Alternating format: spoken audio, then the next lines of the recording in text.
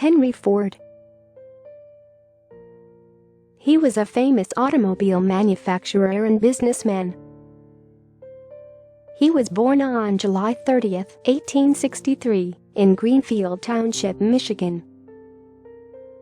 His father's name was William Ford, and mother's name was Mary Litigate Ford. He was bright and curious as a child. He was in his teens when his father gave him a pocket watch, which he dismantled and reassembled by himself.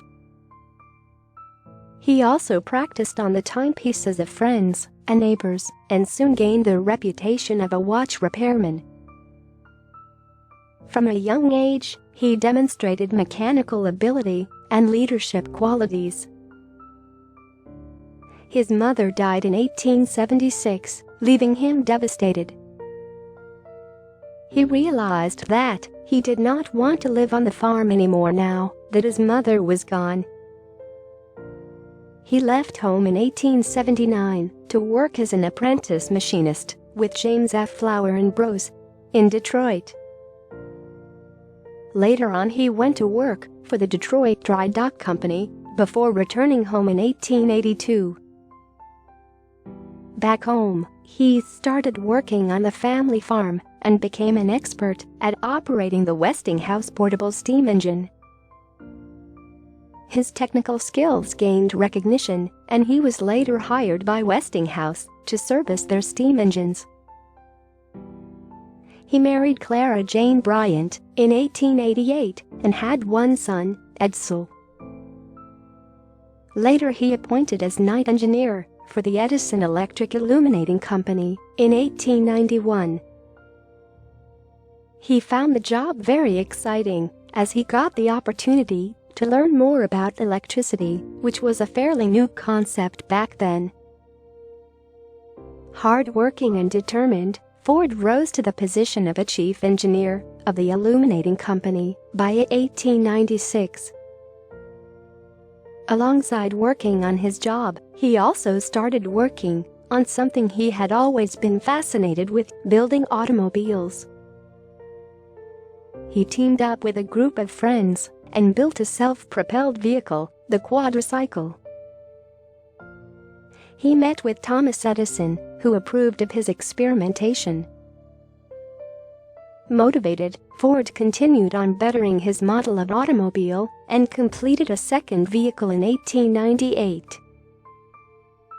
Ford then decided to form his own company and resigned from his job.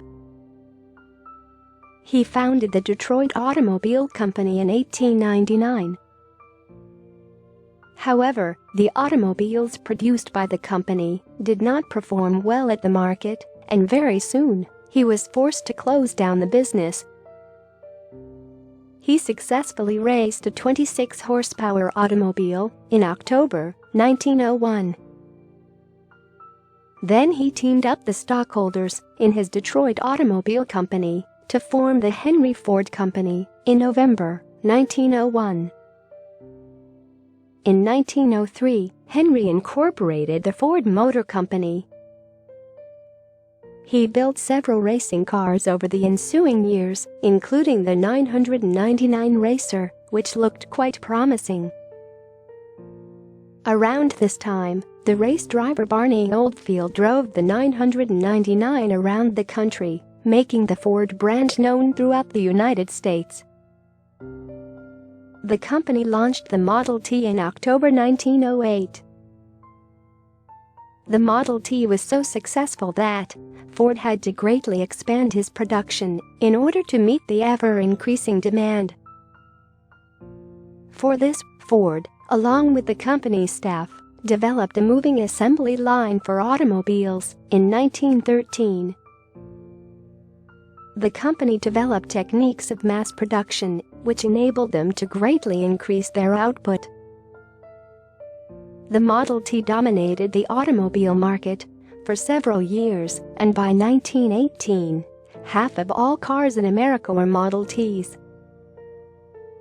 In 1918, Ford also handed over the presidency of Ford Motor Company to his son, Edsel Ford, even though he retained the final decision authority. By the mid-1920s, the sales of the Model T had begun to decline. Thus the company introduced the Ford Model A in 1927, which sold profitably till 1931.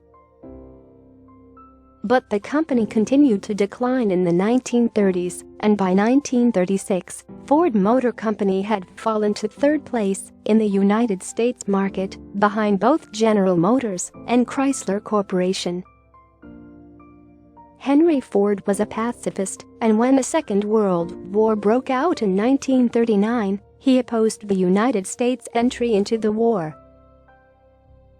However, when America entered the war, Ford Motor Company became one of the major United States military contractors, supplying airplanes, engines, jeeps and tanks.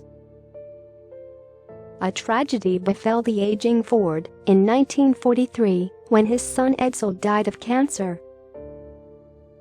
Even though Henry Ford formally resumed control of the company after his son's death, he no longer exercised absolute authority. The key decisions were taken by others in his name, and he was increasingly sidelined. Eventually, his grandson, Henry Ford II, was made the president. Henry Ford died of a cerebral hemorrhage on 7 April 1947 at the age of 83. Failure is simply the opportunity to begin again, this time more intelligently, said Henry Ford.